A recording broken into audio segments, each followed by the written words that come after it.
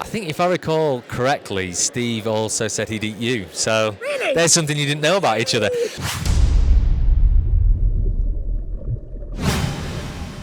My name's David Diley. I'm with Scuba Diver magazine at the Go Diving 2020 show, asking all the important questions that you need the answers to. Okay, so what we are doing today with as many people as we can, speakers, guests, exhibitors, is we're going through some quick fire questions, and the key thing to this is short and concise answers, as quick as possible, as few words as possible, and also be as honest as possible, because there's not enough honesty in the world today, so we're trying to change that at Go Diving 2020. So, first one is easy.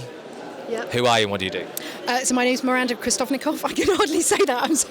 Miranda Krestovnikoff, and I'm an underwater presenter. I work on the One Show and Coast and all sorts of radio things, and I'm an author. I've just written a book about the sea for kids, which is on sale here. And how many dives do you think you've got under your belt so far? Oh my God, I stopped logging dives when I got to 500 or 600, and that was 10 years ago, so no idea. Well into the thousands then? Yes, yeah. What's the best place you've dived so far? Abroad or in the UK? Anywhere you like. Okay, I bang on about UK diving all the time, so I'm going to say the Farne Islands, diving with the grey seals in the Farne Islands. Absolutely love it. Great interaction. Animals right in your face, playing with your fins, trying to eat all the tubes and hoses and everything like that. Brilliant. What about the worst place? I did a dive for a series I did on wreck detectives for Channel 4 many years ago, and it is a zero visibility dive, which I think was off Southern Ireland, so I was Waterford Bay, that's right, and we jumped in, literally couldn't see a thing. I mean, it was like we should just get out. So I think any dive in zero visibility is slightly pointless. Do you have a bucket list location left, or have you kind of done everything so far, do you think? I've got too many things. Again, I do quite a lot of diving in the UK, so my bucket list internationally is huge. I'd love to go to the Galapagos. I'd like to do more diving around Australia. Too many places. So yeah, it's a long one. Sharks or dolphins? I should say sharks, but I love a dolphin. I mean, I should say sharks because of the conservation thing and you know, raising awareness of how cool sharks are, and they're not scary. It's not the Jaws music playing in your head. But I do love a dolphin. It's a friendly dolphin. It's just something real connection there. But if you had to pick one, we have to get you down to one of them. Okay, dolphin. Sorry. Dolphin. Okay, so that's some more for dolphins. They are catching up a bit. Wetsuit or dry suit? Oh my God. Well, if in the UK, it's got to be a dry suit. If I'm anywhere else in the world, wetsuit. Do you pee in your wetsuit? Yes. Come on. Sorry, has anybody said no? Yes, one person so far. Right, but they're lying. We all know that. You know, it's cold. You pee in your wetsuit. Yeah, of course you do. Which one living person would you least like to be on a liveaboard with? Oh my God. Imagine a liveaboard guest from hell. Boris Johnson. Politicians are appearing quite a lot in that answer. This is the Johnson, fine. Boris Johnson, no, sorry.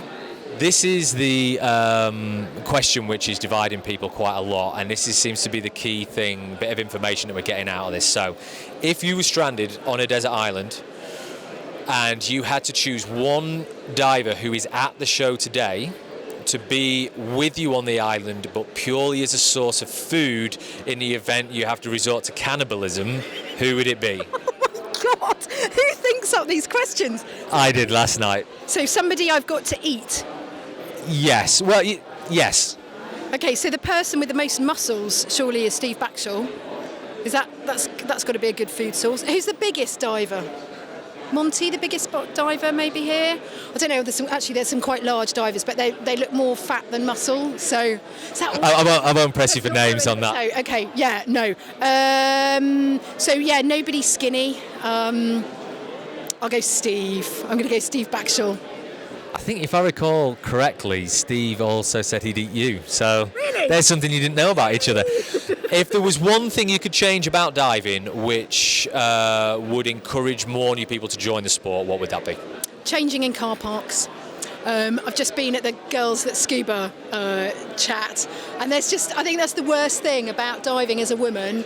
It's, you know, you come out of your dive in your dry suit and you've just got to strip off in a car park in front of all the blokes, and that's just really difficult. And I've got one of the Robbie robes, full length toweling thing, and still it's just slightly, yeah, it's just I've never really thought of that, to be honest, but that's an interesting answer. Well, true. You blokes just strip off and you just wander around in your boxers and that's all cool, but we're slightly more modest than that, so we just don't like doing that. So, I think that the difficulties, and they haven't, so blokes can pee in dry suits with your pee valve.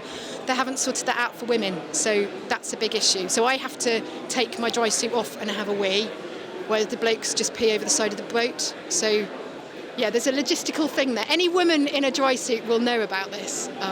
Get thinking. Maybe we can talk to somebody and get somebody to invent a women's pee valve for a dry suit.